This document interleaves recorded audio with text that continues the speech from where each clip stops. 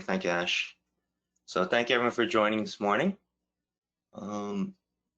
Let's jump right into it.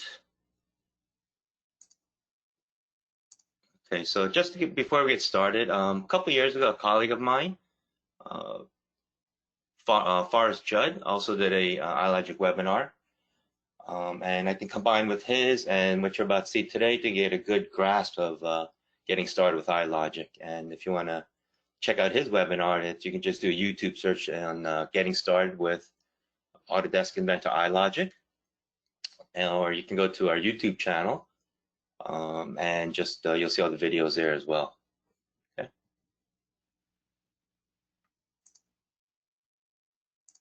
So what is iLogic? So iLogic is basically a coding language, Visual Basic, VB.NET to be specific, I believe, and it's built side Inventor. So if you know VBA, you're probably already aware of iLogic, and this webinar is probably going to be a little too basic for you. And let me just add that I'm not a programmer.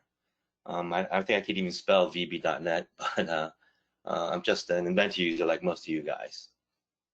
And since it is a coding language, you can create conditional statements like if, then, else.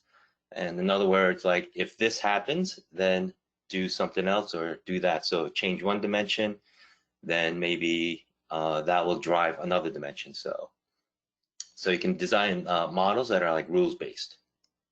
And when to use it. So you probably use it for automating tasks you can use it for. You can run checks in your models, and you can also control variations in your model as well. And it can take like iParts, iAssemblies to the next level. So basically anything you can do with your mouse and Inventor can pretty much be programmed with iLogic.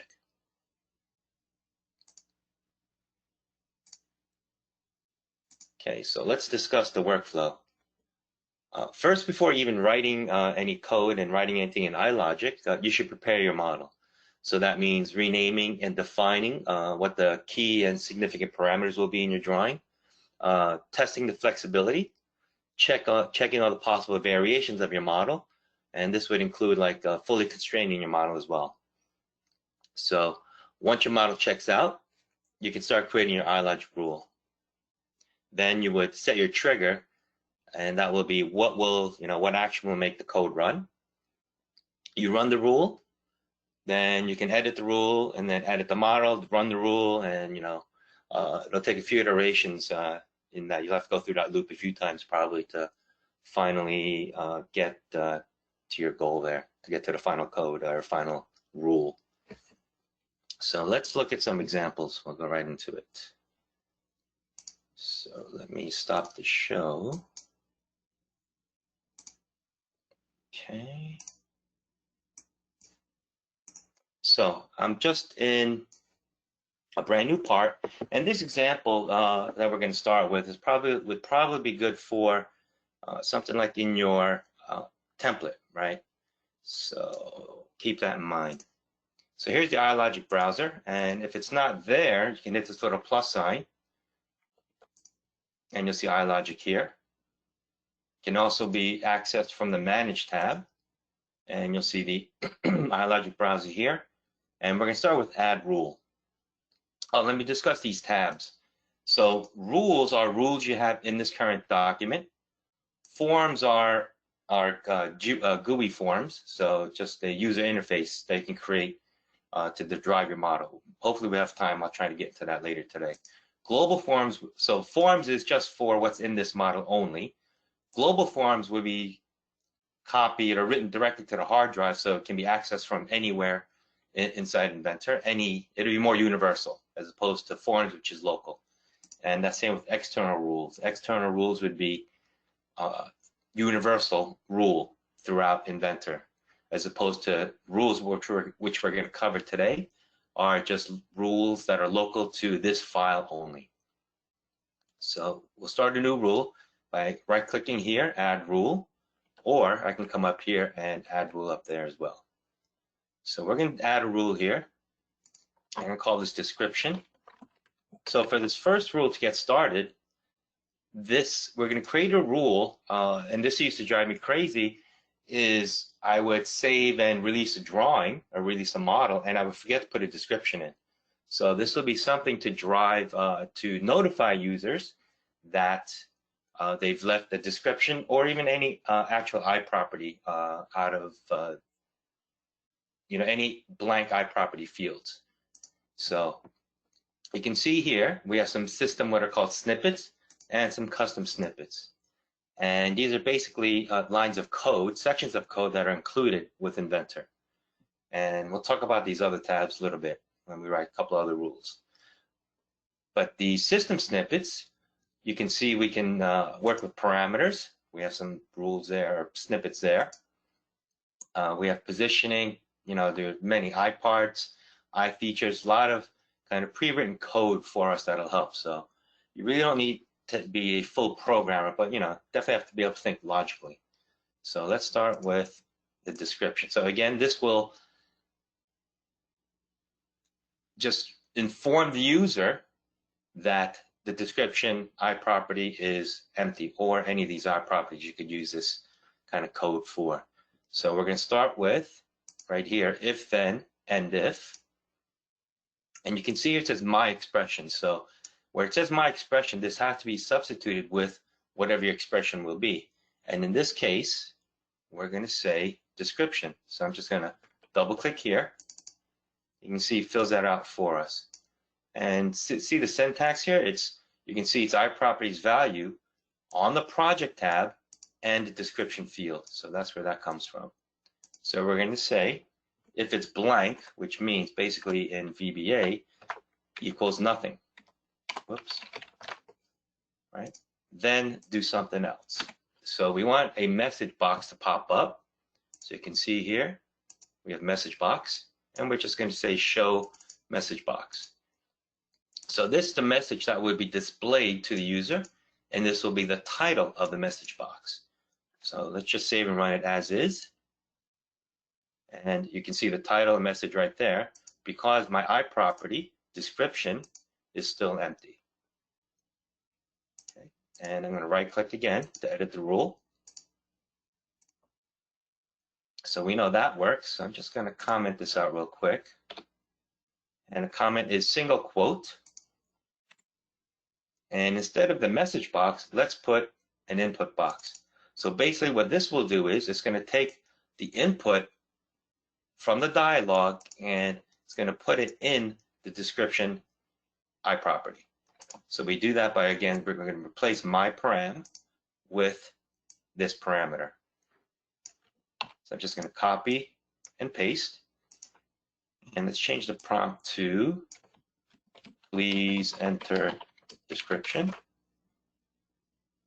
And we'll call the title missing I prop.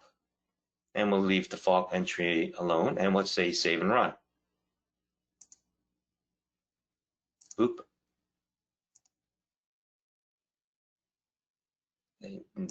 Get rid of the if. Okay, and you can see the description comes up, and we'll say description here. We'll say OK. And if I go up to the iProperties, you can see it put it right in there. So that's a nice little reminder for users. And again, that would be something maybe you want to put in your template. Okay, so let's try another example. Actually, the trigger, I forgot to talk about the trigger. So right now, I've been running the rule by clicking down here, save and run. Another way to run that is with event triggers. So if I click that, you'll see my rule that I wrote here, and these are the triggers I can use to drive this rule. So I could have it when I open a new document, after opening, before save, after save, etc. So I think this would make more sense to put right before the save, right? If you put it after save, it's going to save, then enter the description, which would be, then you have to hit save again. So this rule, before saving the document, it's going to pop up with a dialog, and then it will save. So let me just blank out the field here. So when I hit save, Okay, I'm going to give it a name and save, and you can see the pop-up there. Okay, now that will save the document with that iProperty description, which in this case is default entry because I didn't change it. Okay, let's look at another example. So I'm going to add another rule, and let's call this step file. Because I know a lot of you guys are now working with outside vendors, and you have to send maybe step file out to them. So, you know, most of the time it's done file, export, and then you save the step file, but that can be automated. So if we look at the custom snippets, you'll see these are all the custom snippets here, and you can see one of them is step. You even have IGES and SAT files. So if I just double click on the step file one, you can see it writes the code for us automatically. And we have some other options here.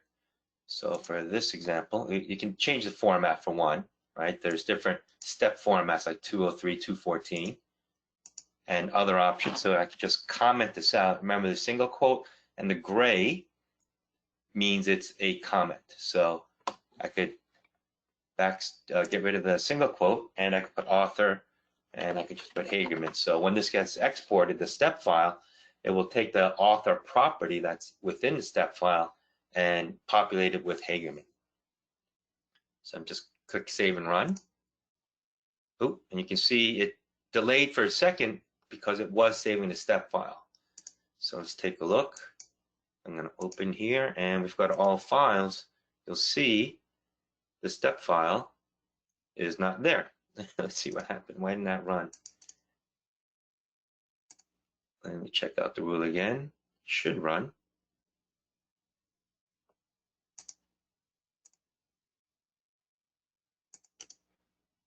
Okay, let's take another look. There's a step file. Maybe I didn't give it long enough to wait, but you can see the step file there now. And if we take a look at that rule and the custom snippets, you know, you can use SAT files, IGES files. You can see all the different formats, and these are pretty much written code. You can even do a print document one. And let me just show that real quick. You can just change the parameters here and just run this on demand without having to go through the print dialog box. So let me cancel this. Okay, as far as the trigger for this, oops, I didn't want to go there. As far as the trigger, again, we could put this after saving the document or before saving the document. But as you're working, you know, if you have a large model, it may take a few extra seconds to create the step file. And you don't always want to wait. You know, who has 2-3 seconds to wait every time on save, right?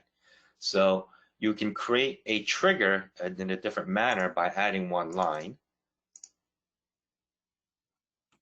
So above this, the first line I'm going to enter is going to be this.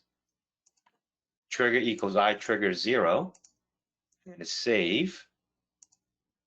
And what this allows me to do is I can just click this now, the iTrigger, and it will execute any code that I have with that line in it. So let me go in here for a second. Let me delete the step file. And I'm going to hit the iTrigger. And that should have created the step file for us. I don't think I'm waiting long enough.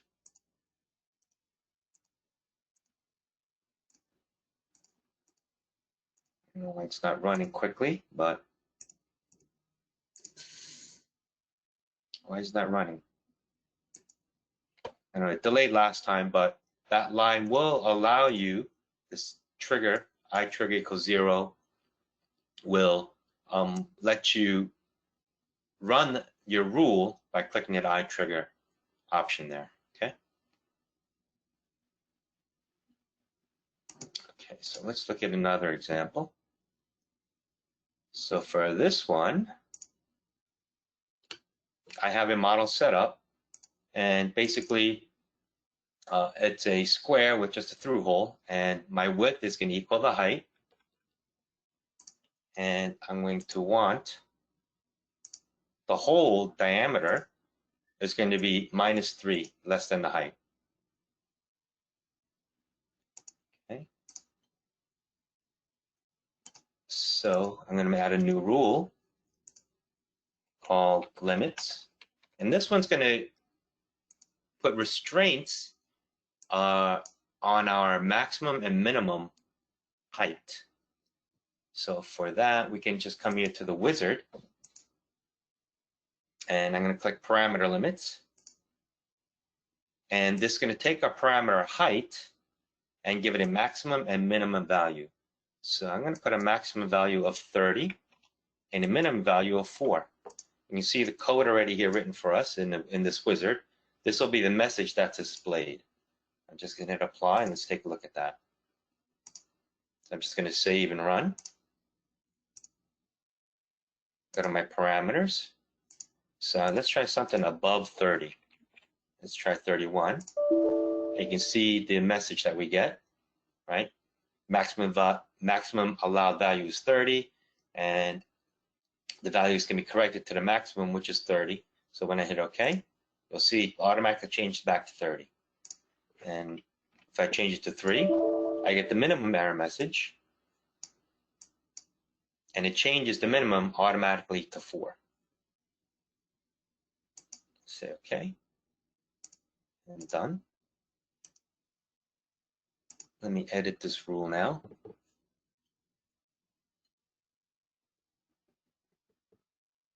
Actually, let's go to my, so you can see I have one, the limit and diameter set up here. That one's suppressed. You can see it's grayed out because I didn't want it to run when I hit the trigger or any other triggers I may have had.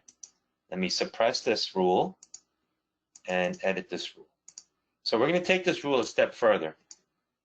So you can see the comments I have here. So what I want now is if the height is less than 4, I want the height to be the minimum, which is 4, and I want to suppress the whole. If the height is greater than 30, I want the diameter to be 29. Okay, so let's add that rule in. So the first rule, again, less than 4 and suppress the whole. So how do we suppress the whole? We come over to the model tab. I can click on the model and it'll give me the parameters here in this window. But if I right click, I can capture current state.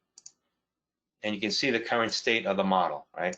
The whole is, the feature is active, which is the name whole is active and it's true, which means it's not suppressed. This is the extrusion. It's not tapered, so it's 0 degrees. If it was tapered, you'd see the angle in here. I don't need that, so I can delete that. And this is the current diameter. It's height -3. So I don't need to change that right now, but I do need to change this to suppressed, which is basically false. Okay. And if the height is greater than 30, I want the diameter to be 29. So I'm going to come here to the diameter. I could type this in, obviously, but I'm just going to right click and capture current state. And we're just going to say diameter equals 29. And we're still going to have this show the message box. And of course, you can always rewrite the message here by clicking what's in quotes. Let's just save that. And we'll close this. And let's see if that works. So we'll go up to the parameters again. Let me move this out of the way over here. So 31.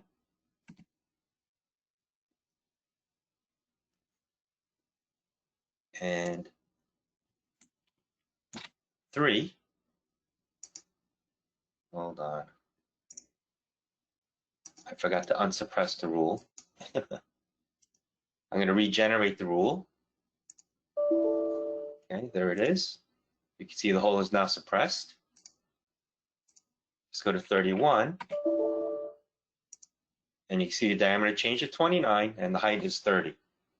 But you can see one of the conditions, if you remember earlier, we have a question. Okay, Clayton answered that. So if you noticed earlier when I was showing the PowerPoint slides, we said we have to test every variation, right, with our rule. And one of the variations we did not test is something in between the two values. You can see what's happening here. The through hole is not coming back. So that is something that will need to be addressed. So let's go back into the rule. Okay, and the last rule should be, let me just copy and paste from here.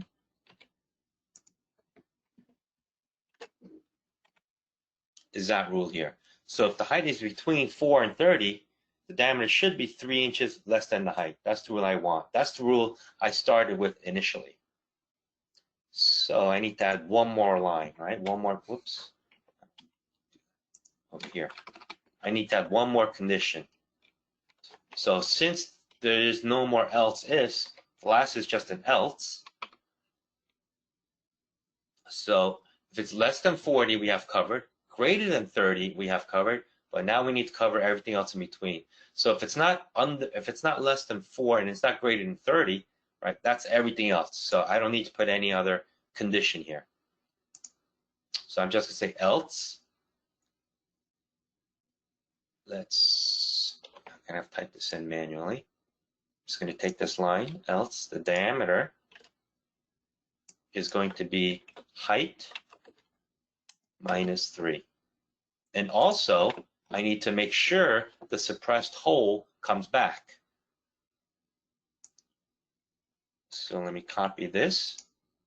Let me put it here. We'll say true. Oh, and actually, I should have put this here as well, right? If it's greater than 30, I want the feature to be unsuppressed.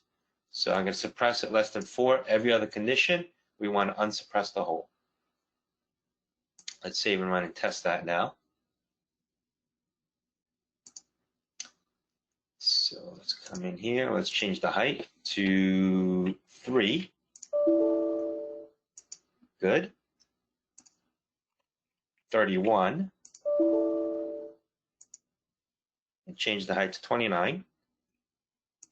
And we need tested values in between, like 14. And you can see it's minus 3 now.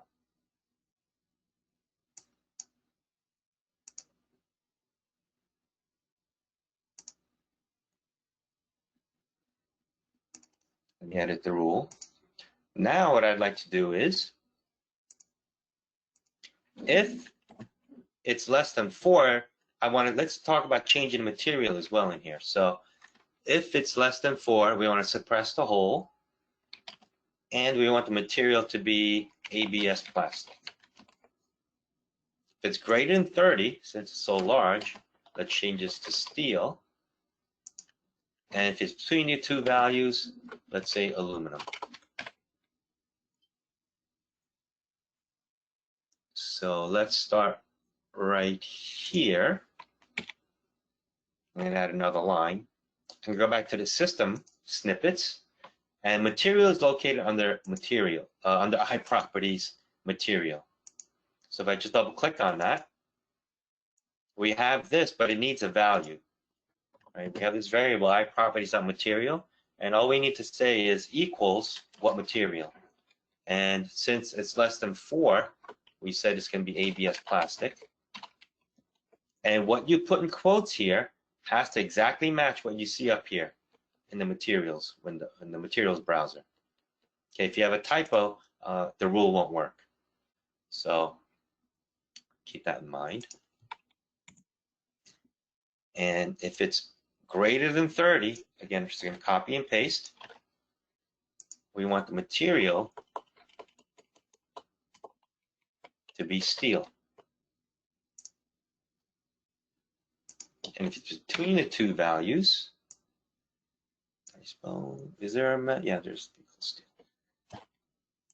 We're going to, whoops, we'll paste that.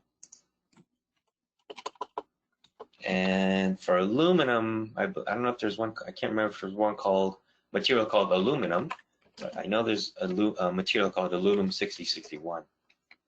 So we'll save and run.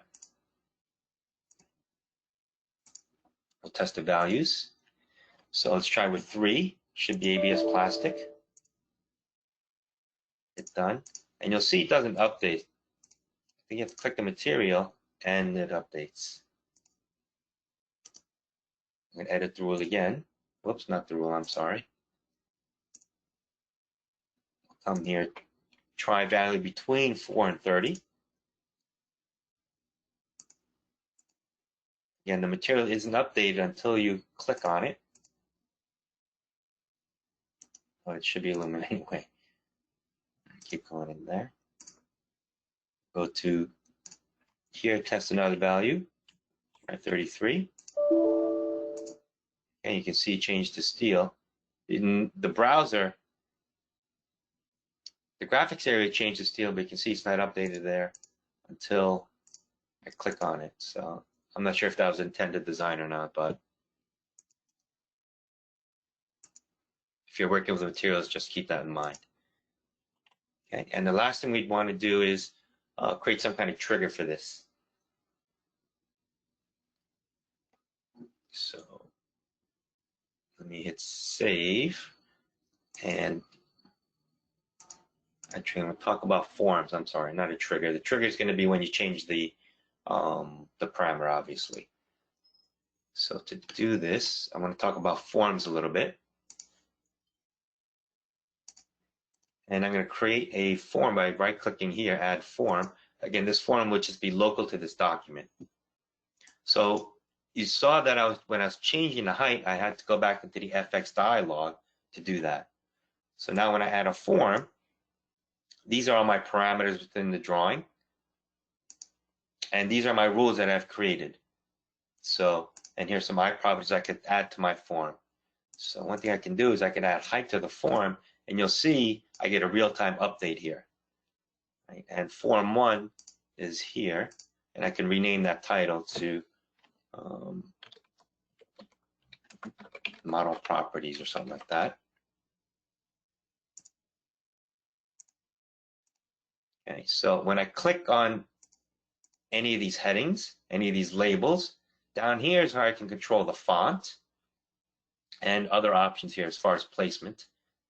And like height, I could change the justification, the size limits of the box, and whether I can resize it, and whether this is a read-only box or not. So right now I'm going to leave it as read-only false so I can edit it. So I'm going to hit OK. Again, I can run the form by just clicking on it, and I can change the parameters of the model here.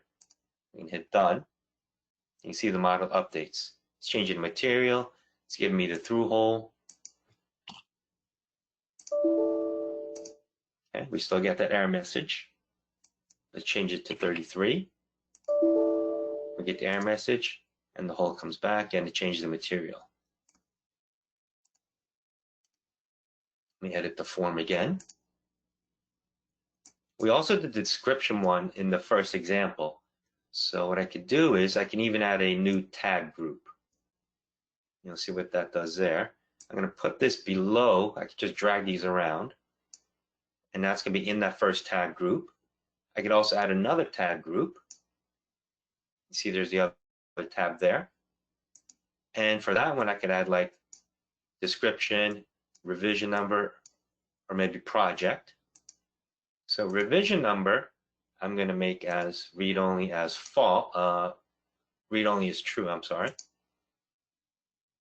And the project description, I'll leave those in there as read-only false, right? So the user can go in there and edit it. You can see the format right now is not in the right tag group. So what I'm going to have to do is, you can see just by the way it's grouped here, it's not under the tag group folder. So I'm just going to drag it right to the folder, and you'll see the tree change here. And now you can see it's in the second tag group. So let me move this over to this one, this to that one. Let's see how the tabs look now. Let's move this to the first tag group. Okay, there we go. We'll say OK. Now we can run this. Again, we can change the height.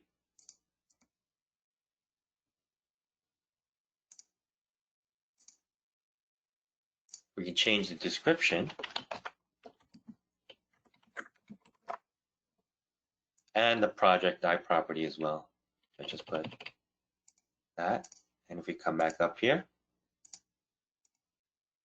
you can see the description and a project has changed right there. Edit again. And the tag group name is up here. So this one may be called change height. And this one would be, iProperties. So, okay. Okay, and I think those are pretty much the examples I had. Any questions? Hope I didn't go through that too quickly.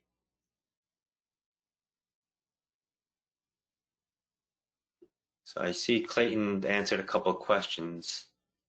If you have questions, you can type them in the questions panel there.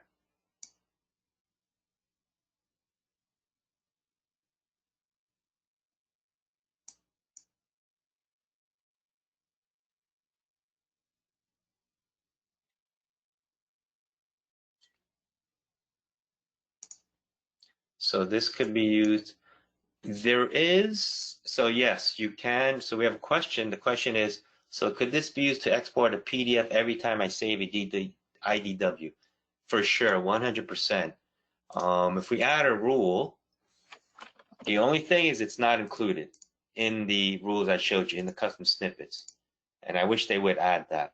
However, I do have, where is my section of code here? Give me a second. So what I have is, I keep a Word document like this with all the ones I write, all the ones I use quite often. And you can see one of them is print to PDF. And actually, I found this a few years back doing a search in Google.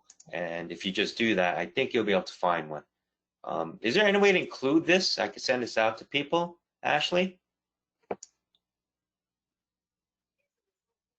Yeah, sorry. Yeah, we can do that. Yeah. So if I'll try to send this to Ashley, and maybe we can send it to all the users out there.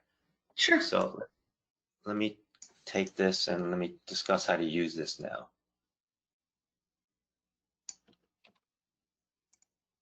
So you would obviously, you would maybe want to put this in your template, right? So let's imagine, hold on a second. Let me add a rule here. Let's call it PDF. And I'm just going to paste the code here. So in this code, right, you can see it's printing to this folder. So you'll have to replace this in the code anytime you see this. So this way you can go search and replace. And you'll say find this and replace with your network drive, whatever that may be. And then you can just replace all. And that will save to whatever location you'd like. And you can also update the file name here. So basically all the quotes, double quotes, is text output. And if you run the rule, it'll make more sense. And you can, in the triggers, let me not save that rule. Right, in the event triggers, you see drawings. You can even make this an external rule. Right, so if we go to drawings,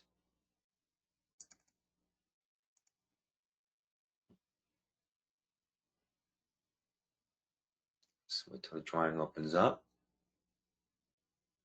Right, you create the rule in here, and then the trigger would be this document or all documents. Maybe that actually an external rule would probably be better in this case. So if you need to do it for all PDFs, and you could do it after saving, or you could enter that code there. Okay, could you maybe show how the rules apply to assemblies? The rules will work the same way in an assembly. So let me start a new assembly. You'll still have the iLogic tab. All right, and If the parameters aren't in the model, what you can do is you can hit this link button and pull the parameters in.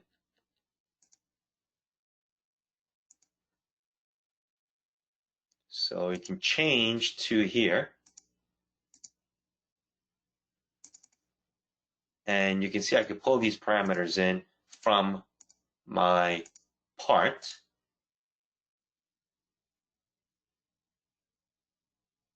I see maybe what you're saying. The height, you can't be controlled from here. So yeah, so you have the rule look back. I'm not trying to do it offhand, but you could drive it from here for sure. I'm just not sure the exact code to do that. Again, I'm not a programmer, so. So what's even vault basic? I'm not sure even what that's referring to. Is there a way to create a button on the ribbon to run a rule?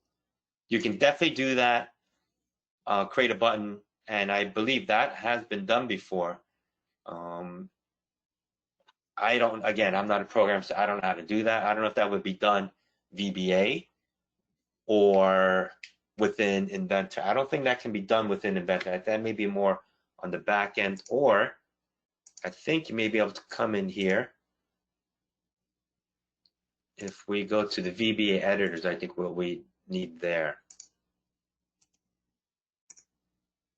We add rule. God, where's the VBA editor? Can't recall how to get there. Add form. No, it's not a form. But yes, to answer the button on the ribbon, yes, you can definitely do that. Can you save an external rule in Vault? Yes, you can save any file in the Vault. You just have to remember to check it in. So it won't. You'll have to open the file, and I guess it'll be a text file or like that have a DLL or different type of extension. So just remember, Vault can accept any type of file. Now, the only thing you won't have is the only thing you won't have is an interface like here, like the Vault check and dialog. So you may have to drag and drop. Oh, that's true, Clayton. Yeah, right. Going back to the button on the ribbon, yeah, the eye trigger would be another way. But I don't know if he's asking. I think maybe he wants a specific button for his rule. So, can you explain how external rules work? So, external rules, when you create a rule here, you create external rule, and you can see now it wants me to save outside of on my hard drive somewhere.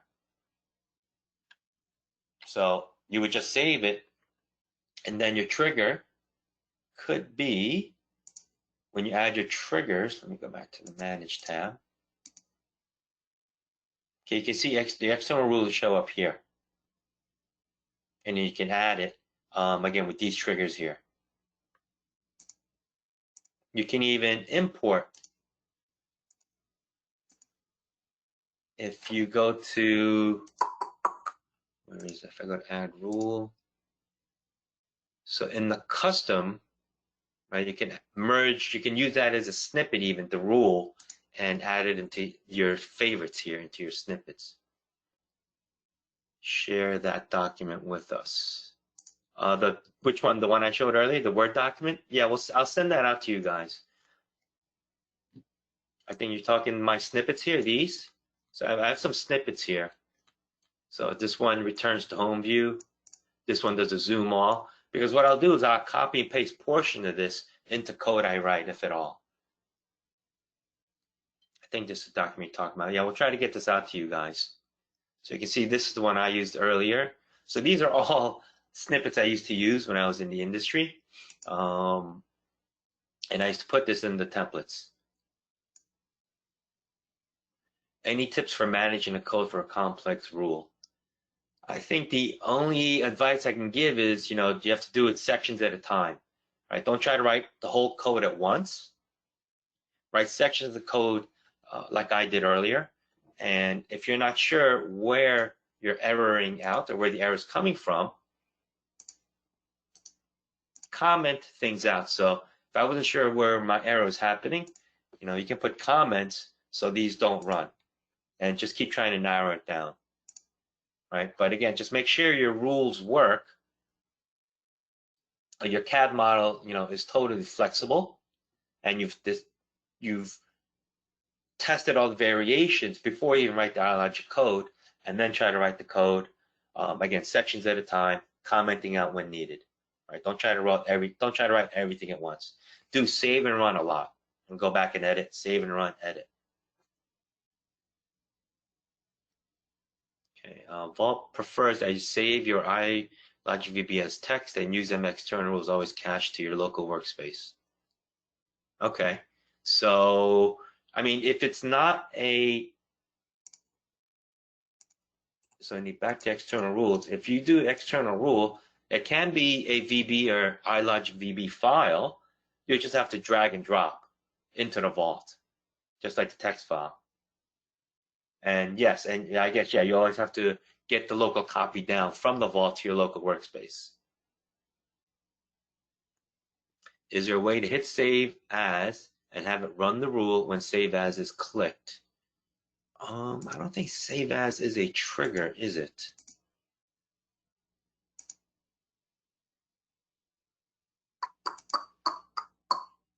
Yeah, that's interesting. There is no save as.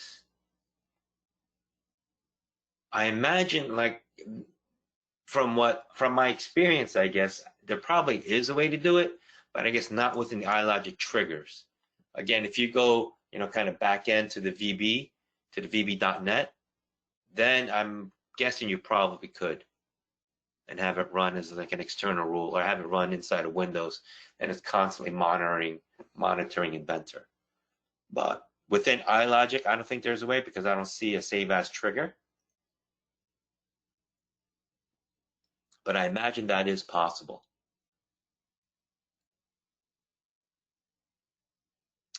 Is there any snippet that helps me to export to a previous version of a drawing, or print to a previous version?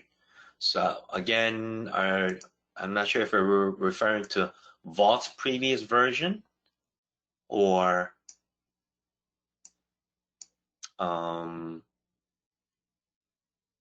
previous version, like old versions folder, like I'd have here. Again, the VB.net is very powerful, and it can probably be done, but again, I don't think it can be done within the iLogic domain here. If you know enough code, yeah, you could definitely write it in here. But again, that's beyond my capabilities.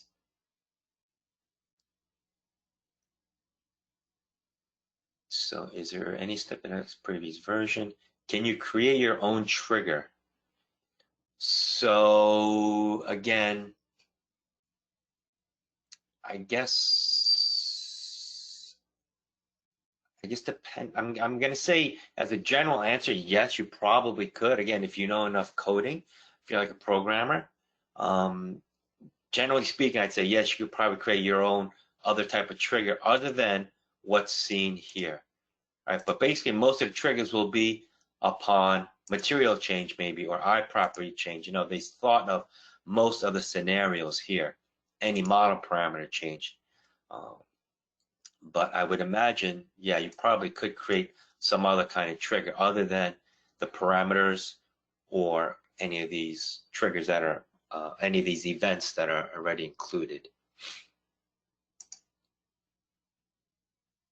Can the previous save as trigger question be solved by having the part assembly as a read-only file? So let me see. So if it's read-only, you save as. I think even if it's read-only, the save as will still let you save it out.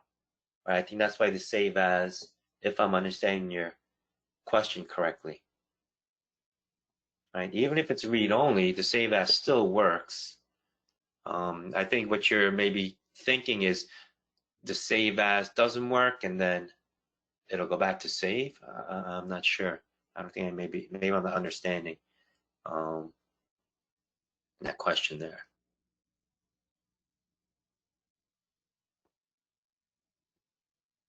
Okay, so any other questions? Hope that answered them. If not, you know, let me know and I'll try and give a more detailed answer if I haven't answered any question. Okay, oh, if I use a save trigger and a read only, no, I've never tried that, so let's try that. So let me do this. So I think what Angela is saying, let me copy, let me paste it in here.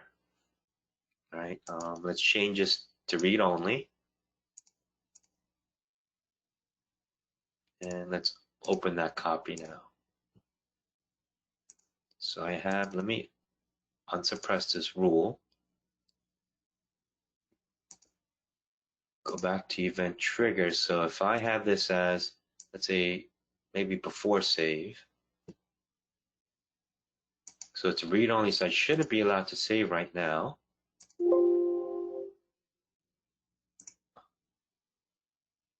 Yeah, so I guess when you hit save as, yeah, so it automatically goes into, I guess that's what she's saying. When you take your read-only file, it automatically goes to save as, but will that run the rule? Let me see.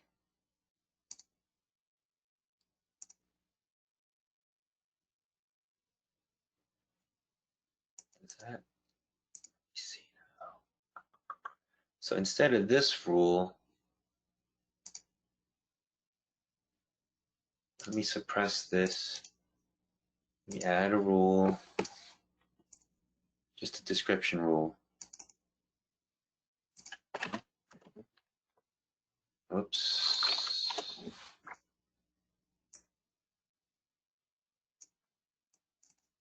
Is nothing.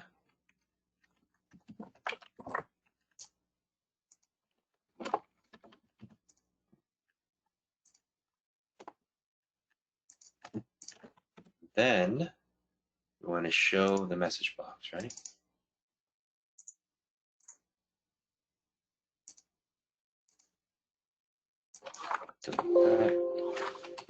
It's read only, so I can't. I'm not sure. For the sake of time, let me get onto those questions. Sorry about that, Angela. Let me get back to you on that. I'll test that offline and let you know. Okay, while I'm going to open, let's go to Nizark's question. While I'm going to open a new drawing template, will it be possible to ask for sheet size orientation? Yes, you could definitely do that. So that would be in the triggers, you'll see new document, right? So you can put the rule upon new document, or you can put the rule right into your template. You could add that rule. Can we add a rule to connect the sheet name drawings from the browser with part number inserted in the drawing?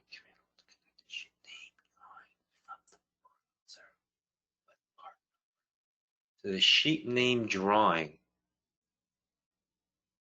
What do you mean by sheet name drawing? Where's the sheet name? Is that sheet name? This? You can rename this. Or and insert that as the part number.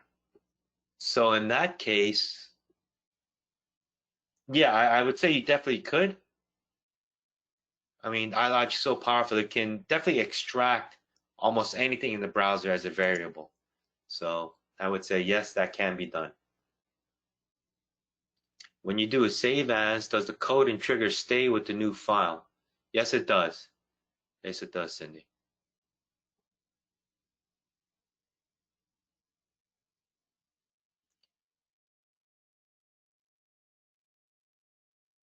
Any other questions?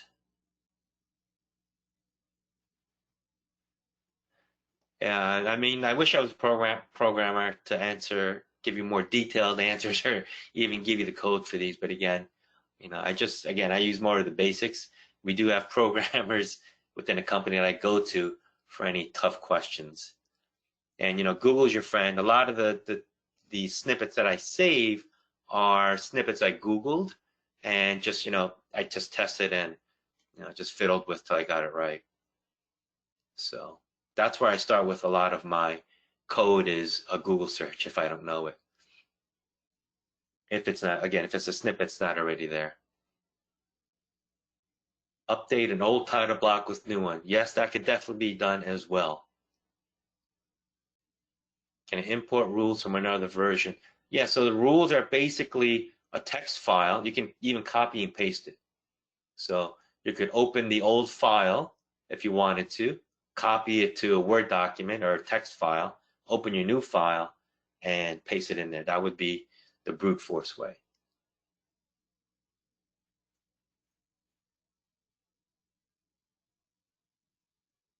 Are getting the file with this, is there a link to this webinar to be provided? Oh yeah, we're gonna try to email this out to you guys. So Ashley has a list of everyone that's registered, and if your email is accurate, that's where she'll be sending it to, I believe. Is that right, Ash? That's right. Okay. It'll go out tomorrow, so.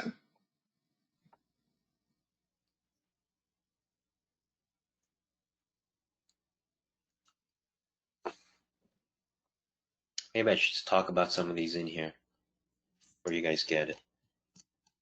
So let me just go over some of these. So this returns to home view. You'll notice that if you write some code, some iLogic rules, what happens is it doesn't go back to home view, right? It'll stay in some other kind of view, maybe zoomed way out or zoomed way in.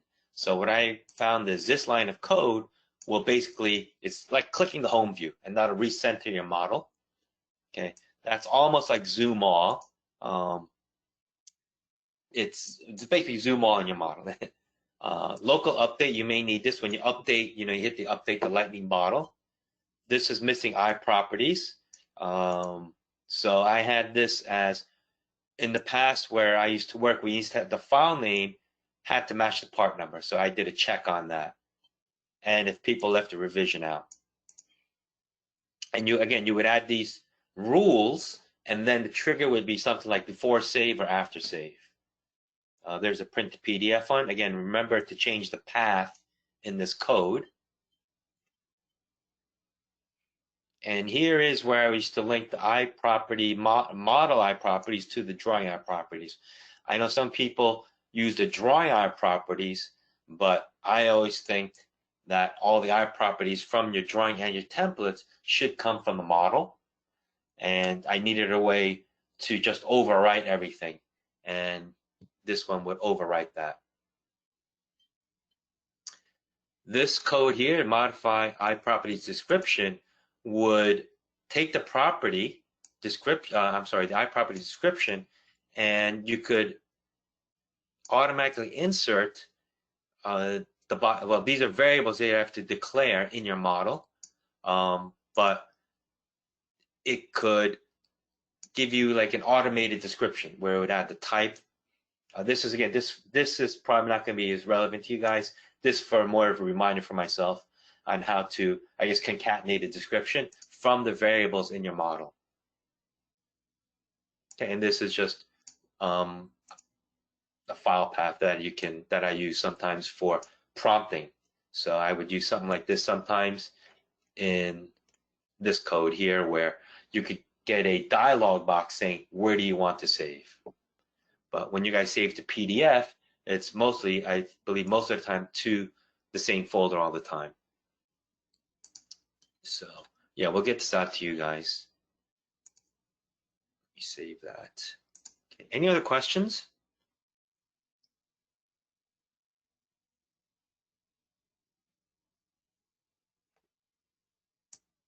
Okay, so it doesn't like there are any more questions coming in. Am I missing right down to the bottom here? Okay, I'm at the bottom of the window.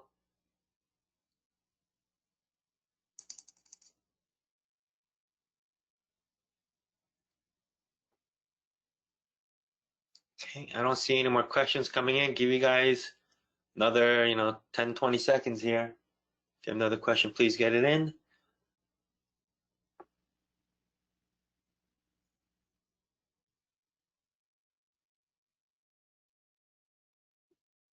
Okay, Ash, I don't think I see any more questions coming in. Okay, well, thank you, Bon, for the presentation today.